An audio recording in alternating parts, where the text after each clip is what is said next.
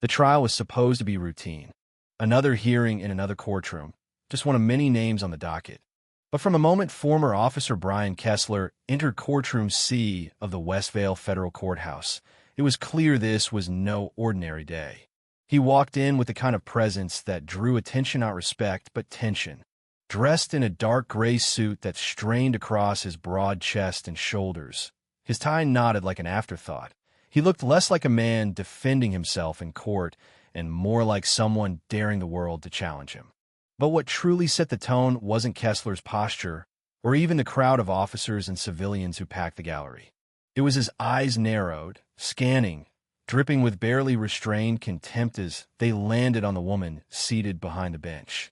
Judge Evelyn Mercer, silver-haired, deliberate, leaning slightly on a cane as she settled in her chair, Mercer looked like the very embodiment of everything Kessler resented. To him, she was an artifact too old, too slow, too out of touch to hold sway in a courtroom that once belonged to men like him. He didn't mask it. Not when she entered. Not when she spoke. She noticed, of course. Evelyn had seen men like Kessler her entire career. The ones who mistook power for strength. The ones who believed justice was a tool they could twist. The ones who called her outdated, even as they clung to systems she was trying to repair. But she didn't flinch. She never had.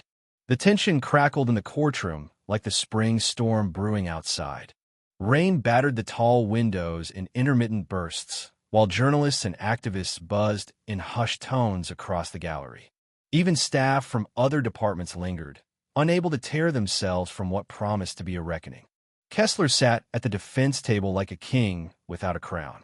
His attorney, a sharp-suited man named Gerald Pike, leaned in and whispered, "Keep your mouth shut today.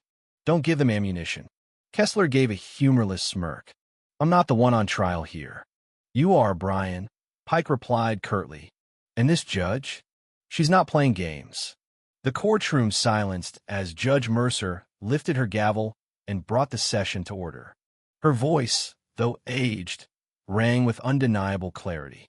"We will continue with the forensic testimony," she announced, gesturing toward the witness stand. Raquel Simmons, a forensic analyst with the department, took the stand. She adjusted the mic, her expression professional, her tone calm. But what she revealed was anything but ordinary. Discrepancies in Officer Kessler's reports. Dispatch logs that didn't match his statements. Edited footage. Missing timestamps. Her words, backed by data, were methodical and damning. Kessler shifted in his seat, muttering just loud enough for the first row to hear, "This is garbage." "She's lying." Judge Mercer's eyes cut toward him, sharp and unwavering. "Mr. Kessler, you will remain silent." "With all due respect, Your Honor," he replied with a sneer, "this is a farce." "You will have a chance to respond," she said evenly. "Sure," he muttered, as if that matters. The bailiff behind him stepped forward, but Judge Mercer raised a hand. "Not yet." She saw it. The crack. The pressure building behind his eyes. The slow unraveling of a man who thought the world owed him deference. The next witness took the stand, Lieutenant Malcolm Reed, a name that drew an audible ripple through the room. Reed had served with Kessler, and years ago, he had filed a formal complaint alleging misconduct, excessive force, doctored evidence. Back then, nothing came of it. "I reported my concerns in 2021, Reed said, eyes steady on the jury, including altered body cam footage. But the case was closed by Captain Roy Banning. Said there wasn't enough to go on." "Did you believe that was true?" the prosecutor asked. Reed shook his head. "I believe it was a cover." Kessler leaned forward, his voice like venom. "He's a liar. Always hated me. This is revenge." "Mr. Kessler," Judge Mercer said, this time firmer, "you are out of line." He stood. Gasps echoed across the gallery. "You think you can judge me?" he shouted. "You, with your robe and your cane and your years pretending you know justice?" "Sit down," Judge Mercer commanded. But he didn't. His hand moved fast into the inside of his jacket. The room reacted as one. Gasps, bodies shifting, the bailiff reaching for his weapon. Kessler pulled out a matte black pistol, sleek and silent. "Don't move," he growled. Nobody move. The courtroom froze. You brought a gun into my courtroom, Judge Mercer said, her voice almost gentle. I brought the truth, he snarled. And you're going to hear it. Put it down, the bailiff ordered. Shut up, Kessler barked, waving the gun at him, then back to the bench. You think I won't use it? You already have, she replied. The second you pointed it, you lost any truth you thought you had. He stalked in front of the bench, gun shaking slightly. You wanted a villain? You wanted to prove your little crusade? Fine, but I kept this city safe. No, Judge Mercer said. You made people afraid. He whirled to face her. They should be afraid. That's how you keep order. Behind the walls, unseen, SWAT officers moved into position. Their boots silent, their weapons raised. You should be afraid too, Kessler said, voice cracking. I bled for this city, and this is how you repay me. She didn't move. This ends with you. His grip faltered. His jaw tightened. For a moment, it seemed like he might surrender. Then he lifted the gun toward her. The shot rang out. Wood exploded beside her. A heartbeat later, he was on the floor, tackled by SWAT from both sides. The gun skittered across the tiles. Handcuffs locked tight. The courtroom exhaled. Hours later, when the building emptied, Judge Mercer remained. Alone at the bench, she touched the bullet hole in the wood.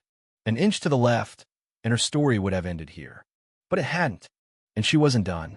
The next day, the courthouse buzzed not with fear, but purpose. Files were pulled. Old cases reviewed. Complaints once dismissed were reopened. It started with a name, Brian Kessler. But it didn't end there. Captain Banning, Sergeant Whitmore, two prosecutors with patterns of sealing investigations before they began. The rot went deep. Mercer knew that, but she also knew how to carve it out. She reached out to journalist Thomas Landon, someone she trusted. No headlines, she told him. Just truth. He followed the trail. The story spread. Regional news, then state. Hearings were called. Oversight committees formed. Names fell one after another. Weeks later, Mercer visited the detention center. No robe, no courtroom, just a cardigan and a calm gaze. Kessler was shackled to the table. His face was thinner, his eyes sunken. You here to gloat? He rasped. No, she said. I came to thank you. He stared. Thank me? I nearly killed you. And in doing so, she replied, you exposed everything. You think I was the problem? He said bitterly. You think this ends with me? No, she said. It begins with you.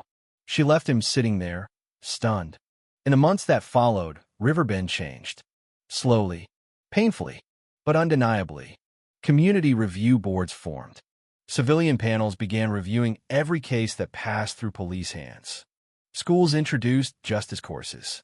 A mural appeared on the courthouse wall scales of justice held by hands of every shade and shape. One fall morning, Kessler sat again in a courtroom. Not as a cop, not even as a man fighting back, just a defendant in chains. This time, the gallery held no uniforms. Only people, ordinary citizens who had been unheard too long. A grandmother who had lost her grandson to false charges. A janitor who once filed a complaint and was laughed out of the precinct. A teacher. A mother. The verdict came fast. Guilty on all counts. Mercer didn't speak. She just watched. Justice, she knew, wasn't thunder. It wasn't spectacle. It was steady. Relentless. Like water shaping stone. After the crowd cleared, she remained. Outside, the sun dipped low, streaking amber across the windows. Then came a sound. Footsteps light, hesitant. She turned. A girl, maybe 12, stood holding a notebook. Are you Judge Mercer? I used to be, she said. They said you didn't back down, the girl whispered. I did what had to be done. The girl offered the notebook. Will you sign it? Mercer nodded. She scribbled something. The girl read it, lips moving. Then she looked up. I want to be like you. Mercer smiled, resting a hand on her shoulder. No, she said. Be better. And with that, she stepped into the light beyond the courthouse doors, where the wind stirred change in the air and the long road of justice still lay ahead.